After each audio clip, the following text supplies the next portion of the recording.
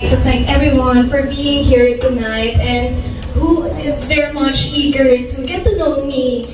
It's such an honor po despite this busy Monday. Also, thank you to Doc Zed, Sir Mikey, and Sir Carlo, most especially to MUPH Cafe, for providing me this opportunity. So, yes, I'm Tara Valencia, a graduate of cum laude under the course of Bachelor of Science in Tourism Management with specialization in international tourism. Other than that, I am centered on family, which is why they are one of the main reasons why I am here. Because to become a beauty queen is not just my dream, but it is also the dream of my mama and also my late papa for me. And if given the chance, or maybe if destiny permits, that I will be representing our country for this upcoming Miss Universe, I would like to uphold my own advocacy, which is sustainability that really focuses more on responsible tourism. So again, I am Tara Valencia, Miss Universe Philippines, Baguio. Grabe, what a credential we have there. Beauty queen, cum laude graduate, and wonderful advocacy that you are aiming for as you journey through Miss Universe Philippines. So, alam ko everyone is excited to ask their questions. We will be calling, if ever I fail to mention any of the pageant friends and media, please kindly approach any of the staff tonight para we will be able to call you and your attention as we ask questions already. Alright, so we begin and we open the floor for discussion. We're allowing at least a few questions from the media. We begin with our friends from Pageant Trend. Actually, you're the early bird tonight, right? Thank you so much, Sir Seth. Hello, Tara. Good evening. Good evening. Good evening. This is Jay from Pageant Trend. First question, I want to know how are you right after the press presentation and ayun, muna. Sa totoo lang po, sobrang kinikilig ako until now, and I'm really humbled knowing that through the days after the press conference, a lot of people are already supporting me, believing in me, and even showing me love and kindness. And I also feel the pressure that really intensifies because I really have to double the effort na kailangan ko i-showcase the real Tara on and off cam.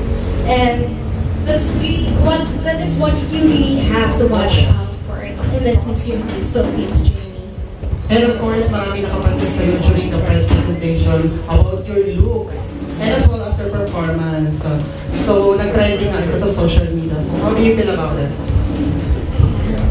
I am really proud na yung attire ko that night was really trending because aside from it's made by local designer here in the Philippines. So, thank you to Miss Vladimir Chavale for my wardrobe and also for the Baguio plate on across my chest. It's made by Mr. Lord Acoroon, one of our stylists.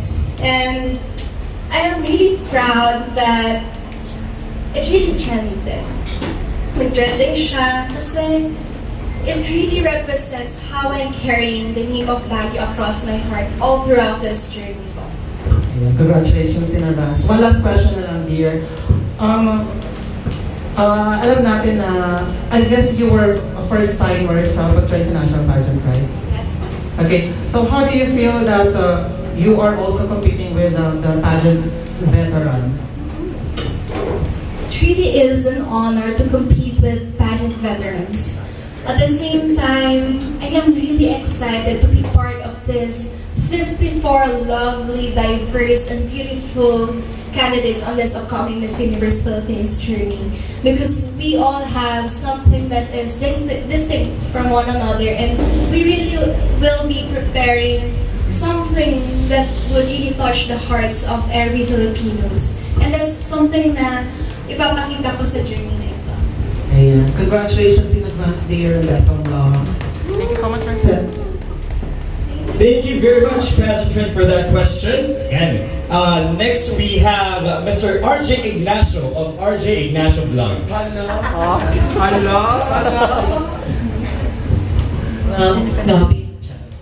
Hello, Tara. My name is RJ Ignasio from RJ Ignasio Vlogs. Hello, Sir RJ. Hello. Nice meeting you again. Since you're competing in Miss Universe Philippines, and this is a very prestigious beauty pageant now in the Philippines, and one of your interviews you said that you're taking care of your family, ganyan, you're a very simple girl. Pero since nandito ka na sa iyong journey,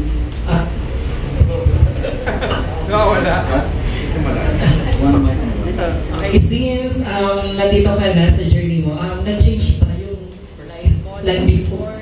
Na-recognize ka naman sa public? Okay, so the question was, has it changed already that now nandito ka na and you're competing in Miss Universe Philippines, knowing that you came from a humble beginning or a simple family? Yes po, it really changed a lot. Knowing that the Tara before was an introvert, that I really exclude myself from socializing, and I would rather be at home, taking care of my family, even cook for them. Kasi yun yung talaga nakasanayan ko. So, it's something out of my comfort zone. Kasi pinili kong mag-vie for the next Miss Universe Philippines. And I really love the way, or the person that I have become now. That although I am still a foreign introvert, I am someone who represents the nobodies here in the world full of somebodies. That we are someone that can achieve a dream despite of being unknown. And I'm just so thankful that I am having the attention right now. And next question. Baguio considered as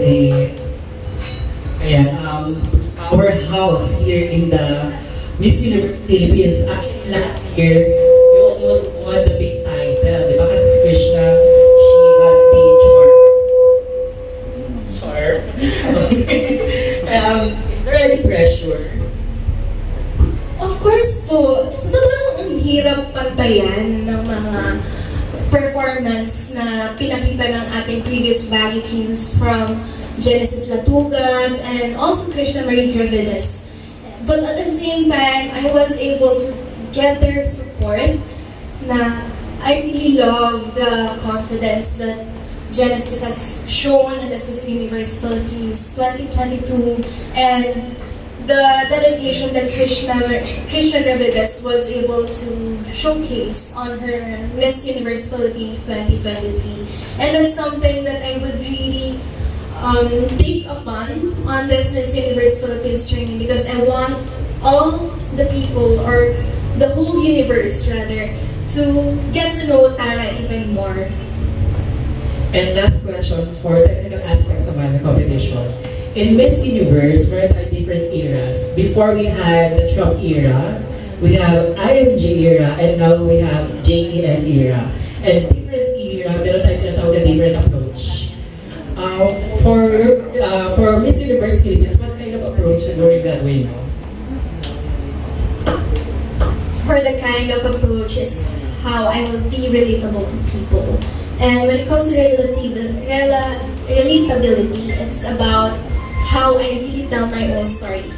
My stories of struggles, my stories of accomplishments, because it's in the stories that I know that a lot of people would really relate to and even learn from. Thank you so much. Alright.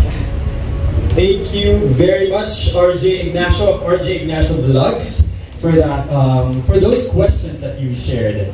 Next on the list, we have Pageantology.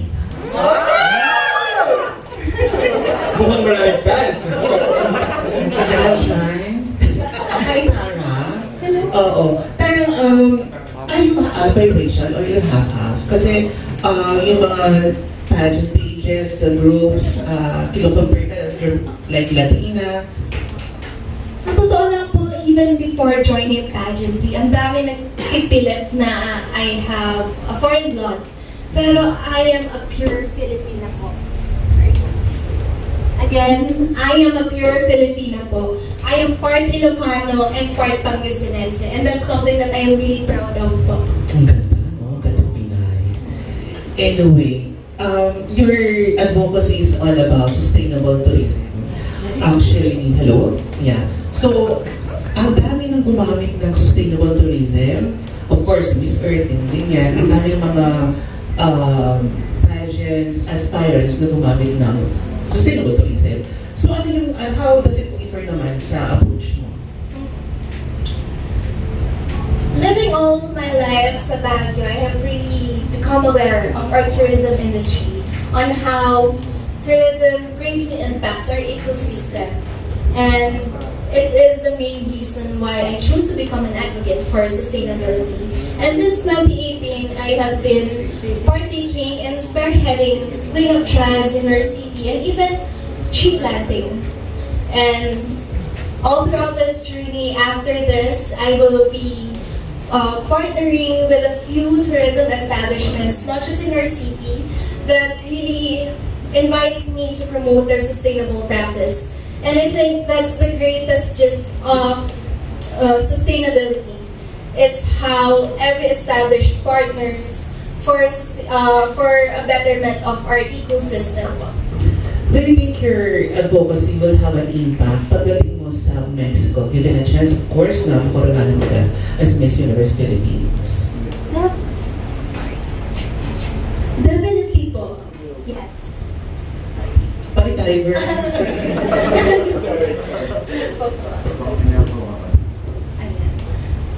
Definitely it would really provide an impact. Because when it comes to sustainability, the United Nations had provided us Sustainable Development Goals. And with the Sustainable Development Goals that is provided, I really want to touch on Sustainable Development Goal 13, which is climate action, and also Sustainable Development Goal 15, which is life on land. And when it comes to this sustainability, it's really high time for us na i-showcase din ang natural resources of the Philippines. It is greatly important then, not just locally but also internationally. Maganda mo, girl. How old are you na ulit?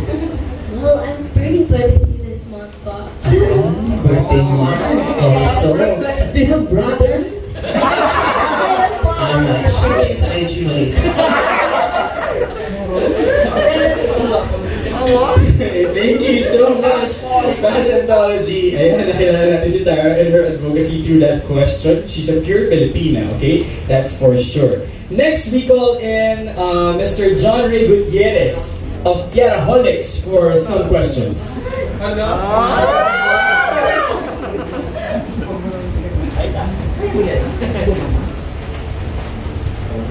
Huwag nang magman. Oo, huwag naman. Lakas mo na lang. Lakas mo na lang. Lakasan mo na lang. Lalaki, ha? Hi, Tara.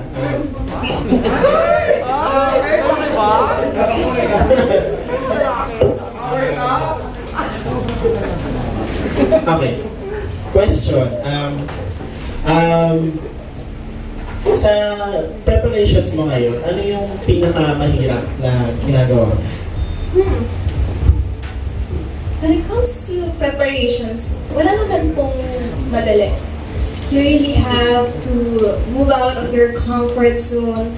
But what really makes it easy is knowing the fact that you're dedicated, that you're determined, and you know that destiny will really put you into the place that you want to be. And it's through dedication that you will be able to achieve a goal. And yun ang gusto ko talagang ipakita po sa lahat ng tao. For my final question, will you be showcasing local Baguio designers and artisans all throughout your Miss Universe Philippines journey? Let's see. Yes, of course, we're partnering with a lot of local designers in Baguio po. Maybe you will see it on some of our pasabots or some of our main activities, and you really have to watch out for all those journey for you to be able to see the beautiful designs of our local designers. Thank you very much. Sino makeup artist mo? The makeup artist is Sai Magat. Is Sai is actually outside. Naka-green mo Husay no? Mahusay, galing. Alright. Perfect. Sobrang elegant. Mahusay si Sai. Alright, thank you very much. Thank you po. Okay, after Sir John Ray of Yaraholics, let's call in Fab Philippines.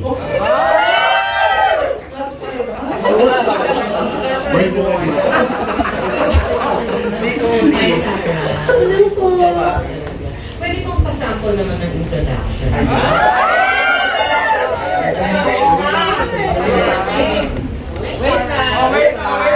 will have to check the mic eh. Hello. Wait lang. You want me to go there? Or okay na yan? Wait lang. Subukan mo. Ako kami buhay mo. Okay. Baba ka din. Ayan, perfect. One, two, Alright. 1, 2, 3, go!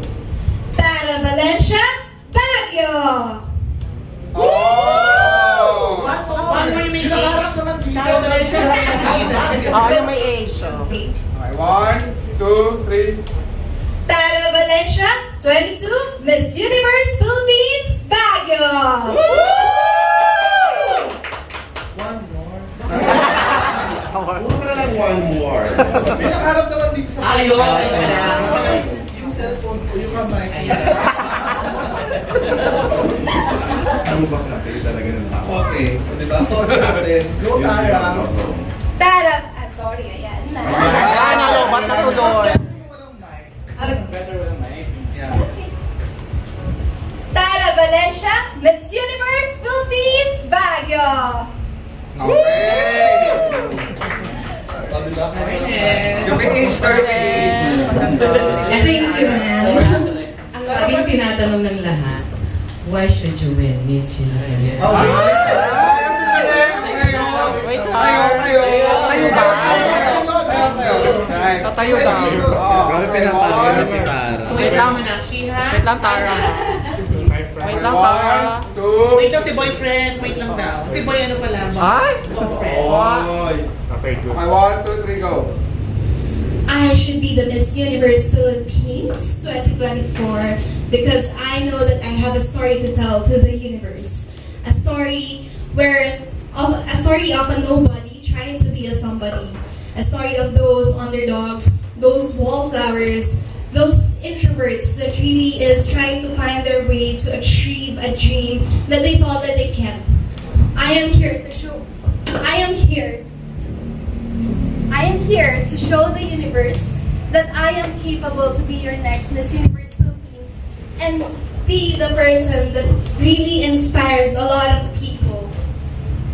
Yeah. Sumigaw ka. Thank you, Tara. Thank you, Tara. Thank you, Tara! Sorry with the mic, we're having a little technical glitch. After Fab Philippines, let's call in Daily Tribute. With the election Oh run. my God. Thank you. Hi, good evening. I am Hello po.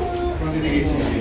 So, since let's say I am a first timer in Baguio, and you're going to take me to some places in Baguio that is not or unknown, where will you take me and why?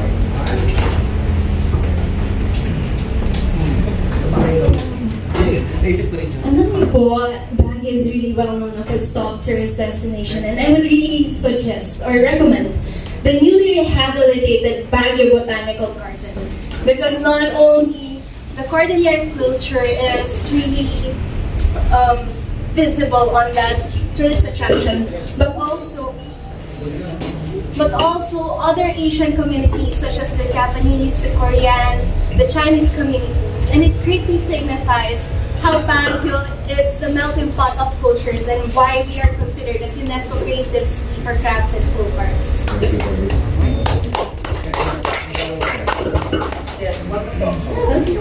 So, what or who inspires you to win the Miss Universe Philippines? It would really have to be my mama po. Well, my papa was my best friend and sadly we lost him 3 years ago. And it made my mama even more of my role model because I was able to see that despite of her grief, she was able to carry the burden of being strong, taking care of our family, and also still able to go throughout the day with a smile and with a stronger, fiercer woman. And that is what I really want to emanate from my mom. That is a kind of trait that I want to showcase here in the Miss Universe Philippines. How empowered and how courageous she is here in this journey of her life. So, I would like to take this opportunity as well to thank my mama. Hi, Ma. Thank you and good luck. Ano lang, ask ko lang, you are cum laude, di ba? Yes. Pasingit lang, tawag dito. Ano course mo? Tourism management. Tourism management. Yes, ako. Sustainable? Yes. Tama, na-connect na. Alright, thank you very much po sa The Daily Tribune for those questions. Now we call in Mr. Oyel De Leon for the Philippines. Hi Tara, magandang gabi. Mabuhay. Tara, kasi a lot of some of my followers kasi are asking me what happened. Kasi after you competed in Miss Baguio City, which is known naman na pinanggalingan ni Genesis na tulad and Krishna Hermites for Miss Universe Philippines. So, then you competed in Miss HRAM. So, how does it feel na na-redirect yung journey mo, yung family mo, yung MUPH because of Miss HRAM?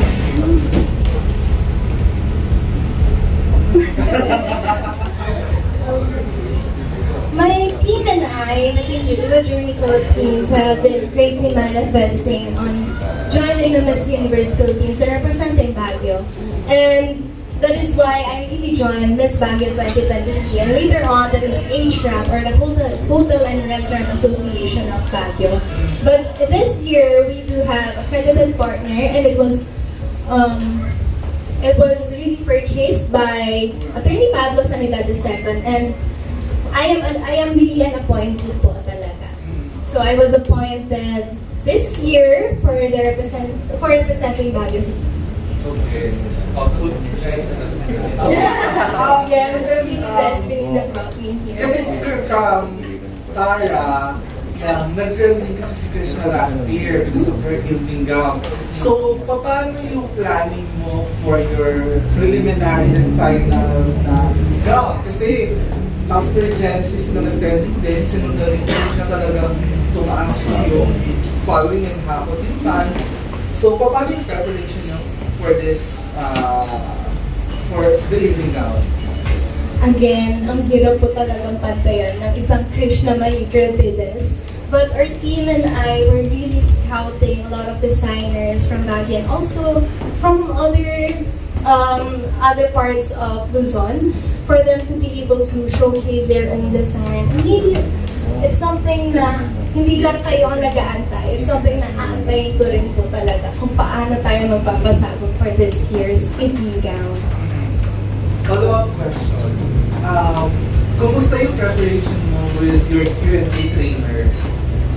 And kumusta yung paghahanda mo? Kasi some says na this is your Waterloo, pero ano yung defense mo dito sa mga nababash?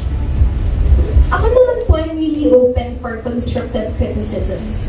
And I really acknowledge that public speaking is something that is really compared by a lot of people or a lot of pageant supporters. And I am being trained by a lot of communications manager right now, and it's a process that I am really working on right now. Thank you.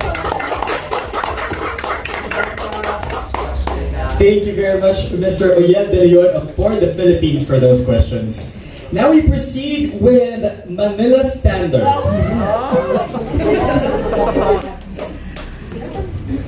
Hello, Krishna. Hello, Doc. Kuya Iton Concepcion. Yan from Manila Standard. You know what, Tara? The first time I went to Baguio was in 1998, and I fell in love with it, and I left my heart from Baguio.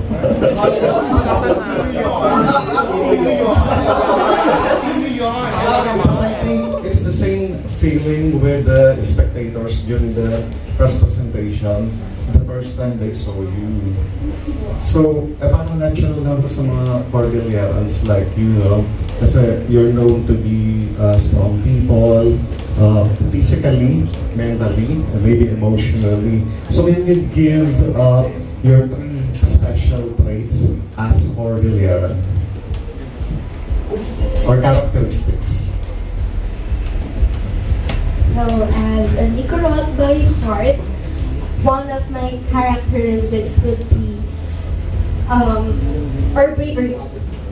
Because Igorots are really proud of what they really have, they are really contented of who they are, and they really ingrain to themselves their own culture. And that's what I really want to show in this tree. How brave, not just me, but the whole Cordilleran community is. Wow. By the way, I'm the discoverer and mentor of the first Man of the World Philippines, Sir Delagan, who is very proud Igorot. Yes.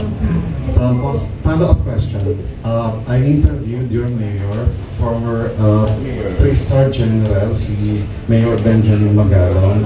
So, and I heard kanina na they fully support you, for this endeavor. So, what advice he gave you for you to relax and enjoy this national competition? Well, from our previous meeting with our mayor, ang sinasabi talaga sa akin, go for it, kaya mo yan, just enjoy the show. And yun talaga yung main goal ko, for me to enjoy this whole journey, because I know that at the end of this journey, it's a transformational Tara that I've been waiting for. Last question, eh? So, parang curious ako, at your age, so, kamusta yung admiration mo to the reigning Miss Universe Philippines, si Michelle D, who is trending worldwide because of her style, elegance, and uniqueness ng mga choices niya. And as well as to another trending woman, another fellow Cordilleran, si Apo Juan. So ano yung impression mo to these two iconic women? First, I really want to commend our Miss Universe Philippines 2023, Michelle D, for being able to showcase the culture of us Filipinos. And I really admired her evening gown during her Miss Universe po. And if there is one thing that makes Michelle D and also Apo Wang On the same, is how empowered they are as a woman. How they are really brave enough to face the world, brave enough to showcase their own culture, brave enough to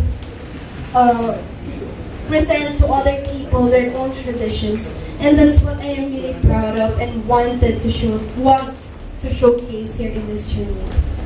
Best of luck, Tara. Win or lose, basta wag na mag-stop until you represent the Philippines abroad. In luck. May basbas na. Thank you very much po from Manila Standard. He left his heart in Baguio.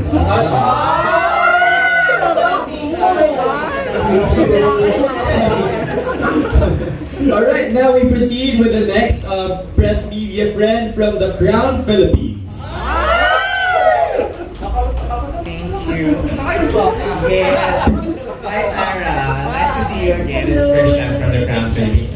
I'd like to congratulate you, of course, for because your interview with us on the Crown Philippines has been well received by the fans. So we've also been receiving message of support from your fans. So my question is, what's your advice to young women who would like to follow your footsteps and would like to be a beauty queen just like you? Go for it. Because when you dream, you have to go bigger, go ahead. If you dream, you know that you could really achieve it. You just have to believe, you just have to be confident, and you just have to strive on what the process would be. And that's what I want those people who really aspire to be a beauty queen. It's the story, it's a process, it's how you go for it. It's the journey, right? Okay, so curious also din kami kung anong message or advice ang nabigay sa'yo kung nakausap mo na sila Genesis and Krishna. Well, I have been really talking a lot with Genesis Tatugat since we are being trained on the same team. Yes. And one advice that she was able to give me is stay true to yourself. It's the same advice that I was able to get to Krishna Gravides. Be who you are, love. That's what she told me. And I think what I was able to grasp from that is to show who your true personality is to the world. Who the true Tara is and what her real story has been. Thank you. Congratulations. Thank you so much. All right. Thank you very much, Sir Christian from the Crown Philippines. Now we proceed with Mr. Adam Hinato of Hey at G.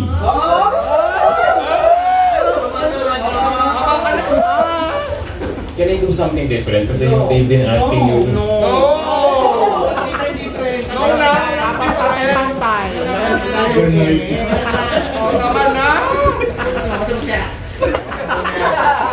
Okay, what's your question? You have 30 seconds. Coming from Oyel's questions to you earlier, kasi he was asking your strategies for the pageant. I want to ask you, I'm curious lang to ask, for Miss Universe Philippines candidate like you, kasi the most important activity or event is the preliminary competition. And we all know it's a much anticipated event. So for someone like you who is a first timer joining Miss Universe Philippines and you are being surrounded by a lot of advisors, your stylists, your core team members, I wonder, paano ba magpasabog usually nowadays ng Miss Universe Philippines candidates? All out, pasabog sa prelims o hold back muna sa prelims and tsaka na mag-all out sa finals night? Ako talaga, Sir Adam, I am someone that really shows kung ano yung process na nagagawa natin. I really provide those people the outcome of what I have really prepared. And I think it would be an all-out performance from all the journey or all the activities that the Miss Universe Philippines will be conducting. Because it's a way for us to showcase ourselves talaga. And also the works of not just my team but also those people who have supported me from Baguio po. So looking ahead, yung pinakita mo during the press presentation. Yes, that's the goal, Sir Adam. To show a lot more of Tara.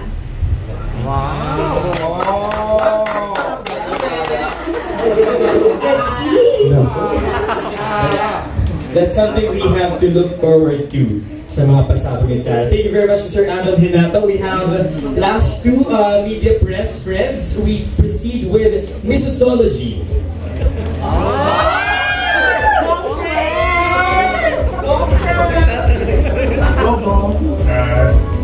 This month is International Women's Month. So, who's your local or international women who you look up to? I really look up to Miss Amy Karandang. She is the very first female pilot, not just in the Philippines, but also all around Asia. She was able to break the stereotypes that male professions can only be dominated by male as well. She was able to show us that even if you're female, you can do absolutely anything. And that's why I really admire her. Follow-up question. Your favorite, who's your favorite beauty queen? I remember I was 17 when I first watched Catriona Grace, Miss Universe Philippines 2018. And she's really my favorite beauty queen because she was able to change my views when it comes to pageantry. Because before I thought that pageantry was just about beauty, showcasing your confidence, and just walking on the runway. But for her performance, she was able to show that beauty queen queen is not just about what you see. It's how she really addresses the problems or issues that the world is facing. And Pageant did that, and I really want to be like her. Thank you, Tara. Not yet. I'm really looking forward to that. Related naman May yung gospel po, right? Marcos Maganda. Ayan. We've learned something from her, Miss Amy Caranda. Ay, hindi na siya. Kaya, anong country niya? She's a Filipina po. Sigurado lang. Okay, thank you very much, Mrs. Sology. Now, last but certainly not the list, from Eventology.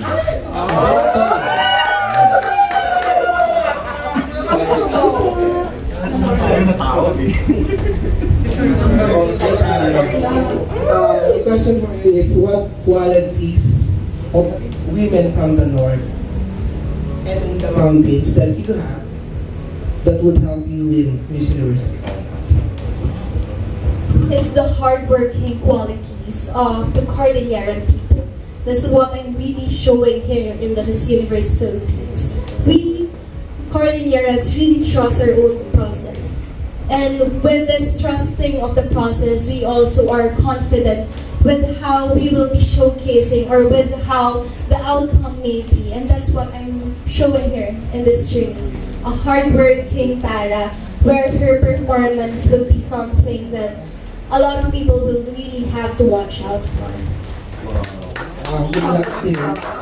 For my last question, madami sa amin ang hindi pa nakakabalik sa Baguio before, after the pandemic. So marami dito, I'm sure, hindi pa nakakabalik. Ano ang bago sa Baguio na bukod doon sa sinabi mong botanical garden? Kailangan. Ayan na.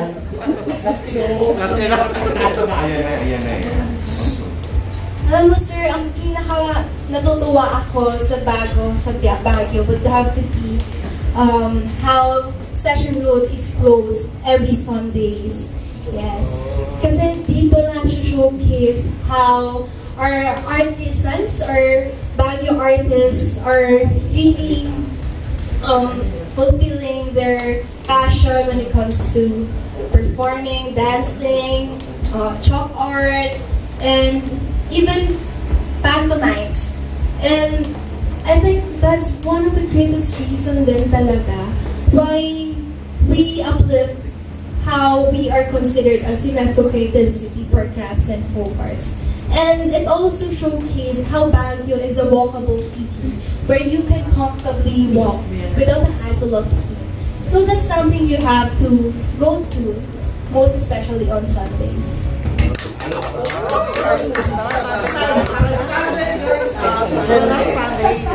What's that showcase in your tourism video, and what are the other cases that you showcase in that video? Naku po, it's something really you have to watch out for, but a little kahapyaw sa ating tourism video would have to be something that is related to our tourism and our culture, because it's something that Baguio people are really proud of. Yun lang po Good luck, na dear. Hello. And thank you very much, Eventology. Sabi ni Tara, tara na sa Baguio, no? Tuwing linggo daw, maglakad tayo doon.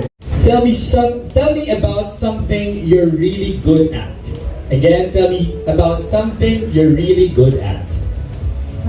Aside from pageantry, it would have to be cooking. I really love to cook because aside from I am the eldest among us siblings, I have the passion of cooking for my family, cooking every celebrations or occasions. And what I'm really proud about is every time I taste a certain delicacy, I am able to point out the ingredients and how it is really cooked.